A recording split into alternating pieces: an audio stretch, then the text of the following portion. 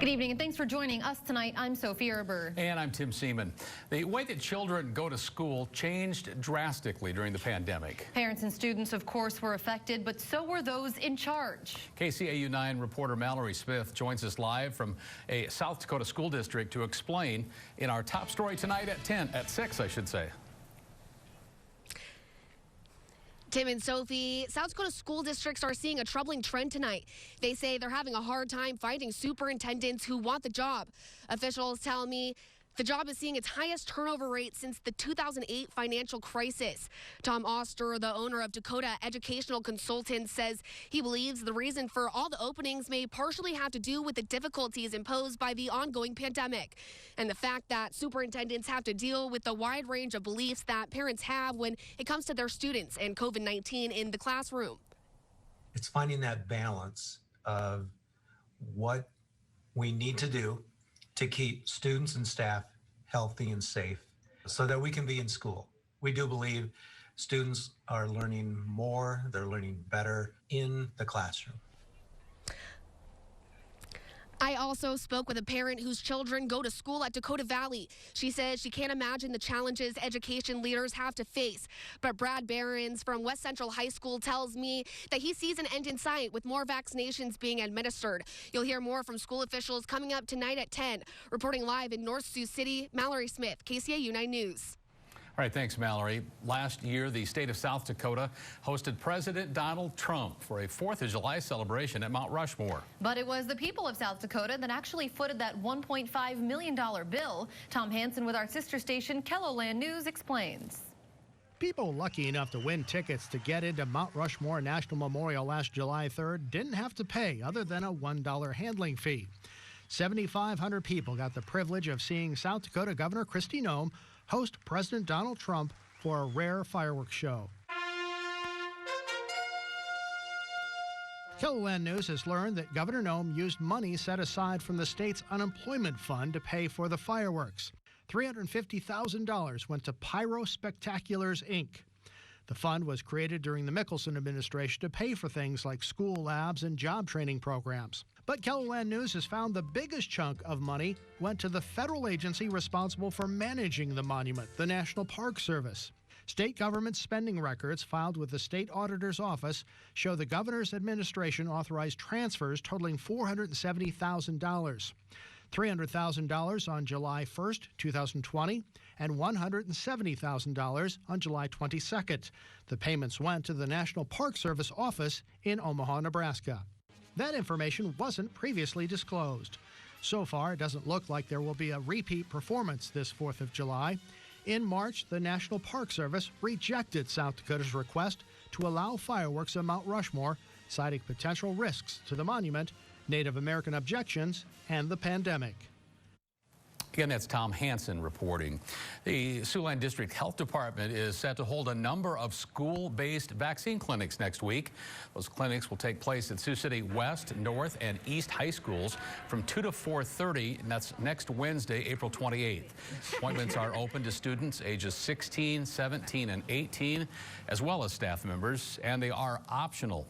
Siouxland District Health says the school-based clinics will also require a signed parental consent form for every student that receives the vaccine. These clinics will be based on the school site to really remove barriers. We want to make sure that transportation isn't an issue, scheduling, parent approval, those types of things. Bishop Heelan also had planned a clinic, but late today told us they're reworking their plan. It's important to note that these clinics are not open to the general public. Coming up tonight at 10, we'll show you what parents need to know to get their students signed up for an appointment and what other options they have if they can't schedule one during these particular clinics. After several chilly days and a few snowflakes as well, some sunshine today. It felt especially nice even when we had the wind. Let's check in now with Chief Meteorologist Scott Larson for a quick look at your forecast. Tim and Sophie, we did have some improvement this afternoon, especially in Siouxland. Nice to see some sunshine for a change and even some warmer temperatures. But this morning we did set a new record low temperature in Sioux City, dipping all the way down to 22 degrees. That'll now replace the previous record low for the date of 24 degrees set back in 2015. So it was a rather frigid start. Here's a look at those high temperatures that we were able to stretch to today, upper 50s and lower 60s. And now we have a warm front that is traveling through Siouxland, dispensing out some very light rain showers. We'll go into further detail on how much rain will fall and what's in store for the weekend and beyond. 70s and 80s aren't too far away. That's coming up in the full forecast. Tim? Thanks, Scott. It is Earth Day, and a group of Morningside College students are putting a new face on the day. They're painting. The Sioux City Environmental Advisory Board turning to art programs at local schools to raise awareness. The focus is to share the dangers of dumping unsafe materials into storm drains. Those drains, of course, eventually run into the Missouri River. The head of Morningside's art program tells us it's a unique way of addressing that issue of toxic waste. This specific storm drain drains to a creek nearby directly, so there's no sort of filtration or amendment of the water. So we're just trying to raise that awareness and make sure that people understand that if they're littering or there's toxic runoff, that directly affects the environment. That storm drain will eventually read, "Only rain down the drain." That's when it's complete. And in celebration of Earth Day as well, the president of Morningside College is getting a tree planted in honor of his legacy at the school. Students and staff gathered outside Lewis Hall. That was to honor President John Reinders with a plaque placed right near the autumn maple blaze tree. Thanks to Reinders and his wife for their dedication to Morningside. Thinking enough of our family to plant a tree, which is so meaningful to us, just means the world. We love this place. We love Sioux City, and the fact that the students on Earth Day thought enough of us to do something like this, it's fantastic. Reinders says he still has a dozen goals he'd like to accomplish before he retires. Again, that is the end of next year. Well, nature is a major focus today, of course, but for one young man, nature is his focus all year round. How one 10-year-old has raised thousands of dollars all for frogs coming up. April showers are set to slip through Siouxland tonight. We can expect to have a very pleasant weekend. We've dialed up some 70s and 80s for next week. Your 9 on 9 forecast straight ahead. You're watching KCAU 9 News with Tim Seaman, Sophie Erber, Chief Meteorologist Scott Larson, and Sports Director Jake Jones. This is KCAU 9 News at 6. And now, with Siouxland's most accurate forecast, this is KCAU 9 weather. At points today, when the wind stopped and the sun was out, it really did finally feel like spring again. But gusts today, Tim and Scott, I heard were at least at some points 30 miles an hour. Pretty strong at times, yeah, but we have seen some improvement over these past few days when we had some more wintry conditions out there, waking up these past few mornings with a dusting of snow in Siouxland.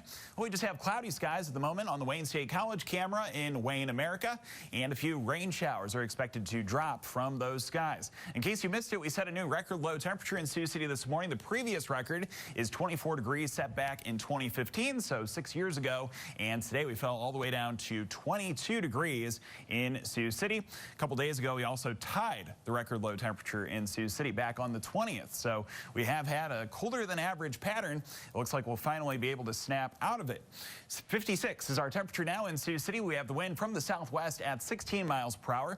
It is still dry, though, 29% the relative humidity with the dew. Wind kicks up a notch on Sunday. It looks to lift us to a high of 68, despite the presence of mostly cloudy conditions.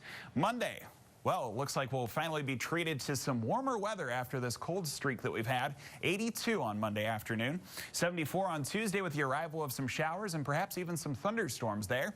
Some rain lasting over into Wednesday with a high of 62, and then we'll start to bounce back as we go into next weekend with highs in the 70s Friday and Saturday.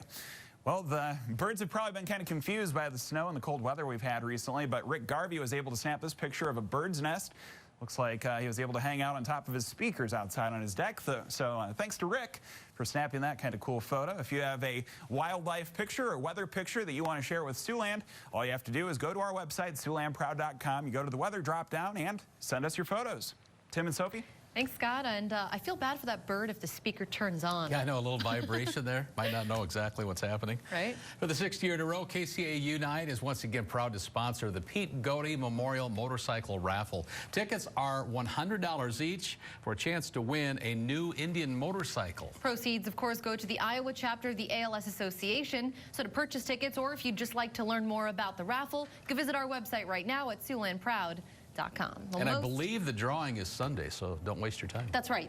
Good point there. Not a lot of time, so get your raffle tickets in if you'd like to participate. Well, most conservationists are adults, but a boy is proving you don't have to have experience to save the planet. That's right. Why this 10-year-old boy is on a mission to save frogs on this Earth Day. We'll have it next.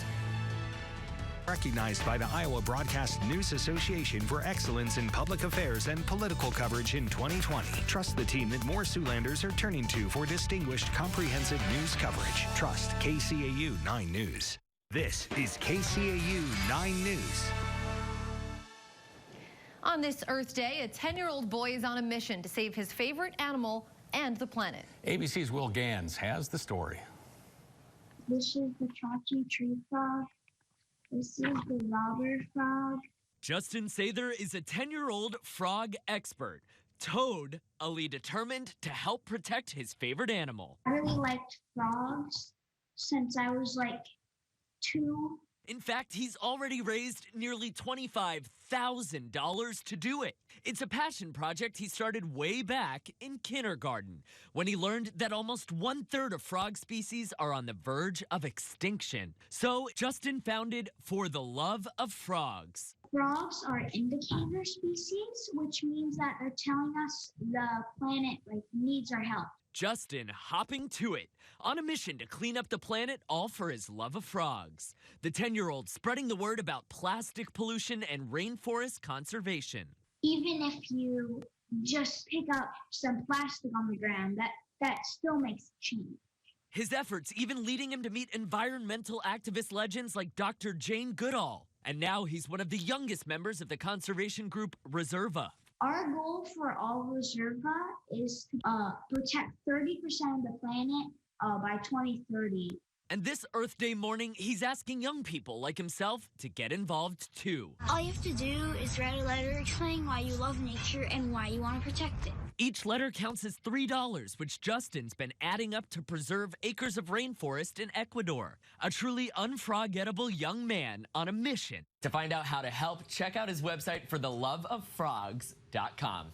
Will Gans, ABC News, New York. Wow. Endless Interesting. puns. Yeah, that's for sure. But a bright future, perhaps, for that young man, already hard at work. Let's talk sports, and I've got a feeling there were some jumpers at Drake today, Jake. Yeah, plenty of athletes hopping to it, not pulling your leg either. Today was day 1 of the Drake relays for those high school athletes, and we had a ton of great Siouxland performances.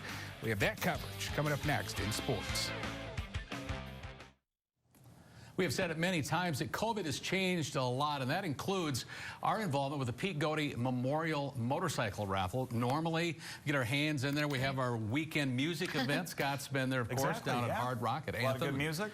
Not this year, though, but we are still having the motorcycle raffle, and you can still get your tickets purchased. And you could technically still win one, That's right. especially if you get involved. So proceeds will still be going towards the Iowa chapter of the ALS Association. No change there. To purchase tickets, or if you just like to learn more, again, you can visit our website. That is SiouxlandProud.com. And hopefully next year it returns in person. $100, and I think they draw on Sunday. That's right. Well, today would have been a decent day to get a motorcycle out. A little bit cool, but Sure. we'll be able to fix that this weekend as we start to heat things back up. We're watching some light rain showers here on the radar. It looks like we'll pick up 1/10 of an inch or less as far as the rain amounts go. So some light showers for tonight and a low of 40, and a high temperature tomorrow over 60 degrees. So that'll be nice. Thanks, Scott. Forward to it. Thanks We'll for being see with you, us at 6 as That's well. right. And we'll be back at 10. That's right. Good night.